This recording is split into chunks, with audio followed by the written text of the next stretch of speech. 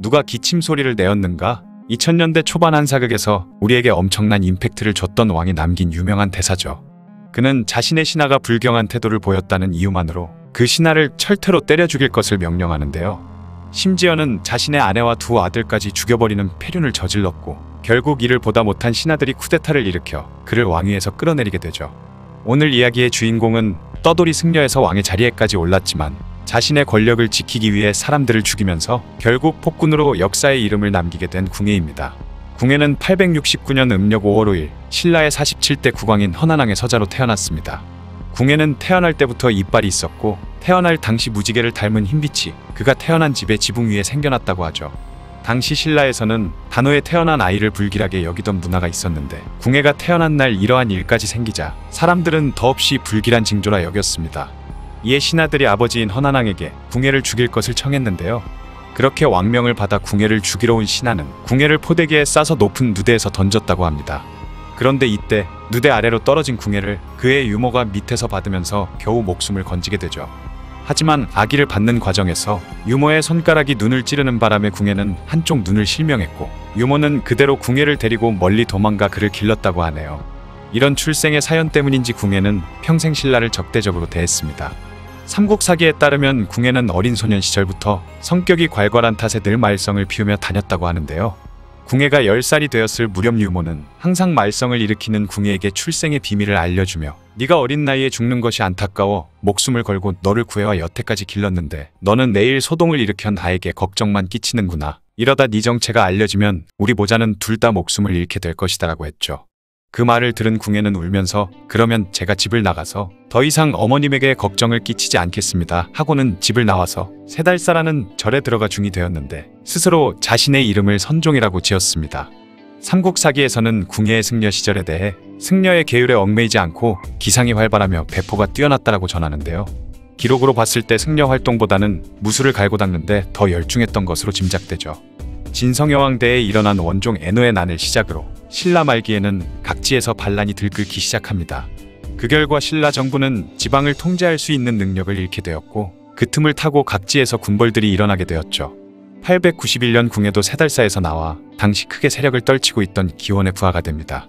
하지만 기원은 궁예의 재능을 높게 사지 않으며 오만하고 무례한 태도로 그를 대했는데요. 궁예는 기원이 자신을 대하는 모습을 보고 더 이상 그의 밑에 있어봐야 가망이 없다는 사실을 깨달았죠. 그래서 다음 해에 기원을 떠나 북원에서 위세를 떨치던 양길에게 항복합니다.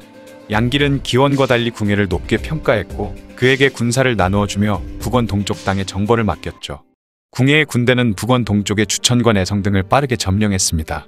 삼국사기를 보면 궁예는 병사들과 함께 고생하며 상을 주거나 처벌하는 일에 모두 공정했다라고 기록되어 있죠. 당시 궁예가 어떻게 병사들과 백성들의 마음을 얻으면서 빠르게 성과를 낼 수 있었던 것인지 짐작할 수 있는 대목입니다. 그렇게 궁예는 강원도 일대와 황해도, 경기도 지역을 점령한 데 이어 897년에는 서울과 인천 지역까지 차지하게 되는데요. 이렇게 궁예의 세력이 커지면서 한때 그의 상관이었던 양길과 충돌할 수밖에 없는 상황에 처하게 됩니다. 이에 양길이 자신의 군사를 모아 궁예를 치려고 했지만 궁예는 그런 양길의 허를 찌르며 오히려 자신이 먼저 선제 공격을 했고 크게 패한 양길의 세력은 뿔뿔이 흩어지게 되죠. 901년에는 마침내 스스로 왕위에 오르면서 국호를 고려라 정했고 지금의 개성에 해당하는 송악을 수도로 삼게 됩니다. 궁예가 고려라는 국호를 쓴 것은 송악을 비롯해서 경기도 북부 지역과 황해도 지역의 호족과 백성들이 옛 고구려 남부 지역 출신으로 스스로 고구려의 유민이라는 의식을 가지고 있었기 때문인데요.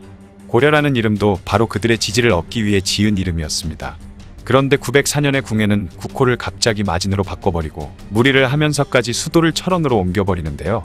그 과정에서 청주 지역의 사람들을 수천 명이나 철원으로 강제 이주시켰다고 합니다. 왜 이렇게 궁예가 무리하게 수도를 옮겼는지에 대해서는 아직도 의견이 갈리는데요. 아마도 자신이 기반을 다지는 데는 큰 도움이 되었던 왕건을 중심으로 한 송악의 호족 세력들이 시간이 지나면서 자신을 적대하는 세력이 되자 그들의 힘을 약화시키기 위해서인 것으로 짐작됩니다. 하지만 철원은 한 국가의 수도로는 적합하지 못한 곳이었는데요.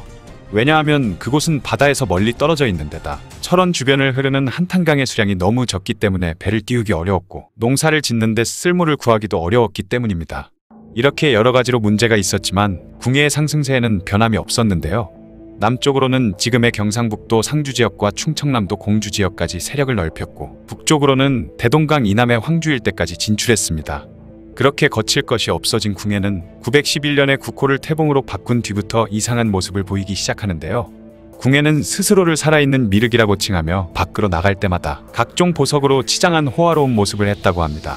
또한 자신의 두 아들은 보살이라 부르게 했으며 직접 불교 경전을 짓기도 했는데요.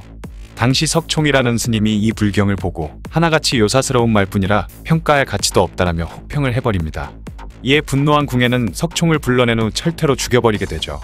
이외에도 후백제에서 건너온 형미라는 승려를 죽이는 등 정통 불교의 근본을 부정하는 행동을 계속하며 불교계의 반발을 사게 됩니다.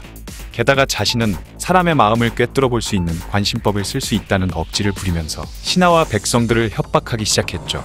그는 관심법으로 들여다본 신하가 불충한 마음을 품었다며 몽둥이로 때려 죽여버렸는데요. 아마도 이 부분이 드라마에서는 각색이 돼서 기침한 신하를 철퇴로 때려 죽이는 장면으로 나왔던 것 같네요.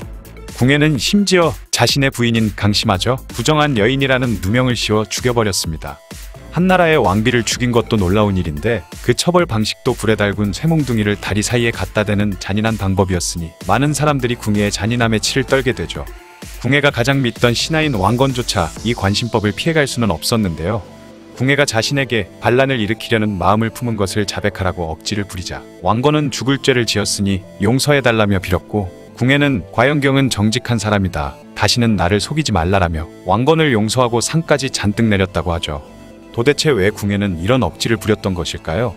당시 궁예는 자신의 세력을 넓히는 과정에서 여러 지역의 호족들을 받아들였죠. 때문에 신하들 간의 갈등이 심했던 데다 나라의 경제까지 악화되면서 민심이 극도로 나빠졌다고 하는데요. 그런 상황에서 궁예는 자신의 권력을 강화하기 위해 큰 궁궐을 짓고 공포정치를 하는 방법으로 문제를 해결하려 한 것으로 짐작됩니다. 하지만 그 결과는 여러분도 아시다시피 비극으로 끝나게 되죠. 918년 6월 궁예의 폭정을 참다 못한 신하들이 왕건을 왕으로 즉위시키려는 군사정변을 일으켰고, 궁예는 변장을 한 채 어느 산골 마을까지 간신히 도망쳐 나오게 되는데요. 하지만 배고픔을 참지 못해 주변의 보리 이삭을 먹다가 그 지역 백성들에게 들켜버렸고 결국 분노한 백성들의 손에 처참하게 맞아 죽었다고 합니다. 궁예가 꽤 능력 있는 지도자이자 왕이었던 것만큼은 틀림없는 사실이죠. 일개 떠돌이 승려라는 보잘것없는 신분에서 양길의 밑으로 들어간 후 능력을 인정받고 장수로 이름을 널리 떨쳤던 것을 보면 군사적인 재능과 통솔력, 카리스마는 뛰어났던 인물로 짐작됩니다. 그리고 궁예를 폭군이라고 기록한 역사서도 쿠데타를 일으켜 그를 몰아낸 사람들이 작성한 기록이라는 점에서 봤을 때 온전히 믿을 수 없다는 점도 있죠. 그렇지만 어찌됐든 궁예가 자신의 왕권을 강화하기 위해서 너무나 무리하고 과격한 수단들을 썼던 것은 사실입니다. 우선 고구려 계승을 표방하며 신라를 멸도라고 부르고 신라에서 귀순해오는 자들은 모조리 죽였다고 하는 기록이 남아있죠. 그리고 자신을 신격화하기 위해 죄 없는 승려들을 죽이고 자신의 교리만을 강조하며 불교계를 억압하기도 했습니다. 심지어 자신의 아내와 두 아들을 비롯해 신하들마저 마음대로 죽여버렸는데요. 게다가 철원으로 수도를 옮기는 과정에서 백성들에게 과도한 세금을 매기고 무리한 건설 공사를 시키며 수많은 사람들을 고통스럽게 만들었습니다. 그의 이러한 행동들이 정신병에 걸려 미쳐버려서 저지른 짓이든 아니면 철저하게 정치적인 계산을 한 끝에 이루어진 것이든 간에 결코 정상적인 행위라고는 볼 수 없겠죠. 그는 과연 사리사욕만을 챙긴 폭군에 불과했던 걸까요? 아니면 세상을 바꿔보고자 행동했던 개혁가였을까요? 지금까지 파란만장한 삶을 살았던 궁예의 이야기였습니다. 영상을 봐주셔서 감사합니다. 더 재미있고 유익한 영상으로 다시 찾아뵙겠습니다. 구독과 좋아요 꾹 눌러주시고 댓글도 부탁드려요.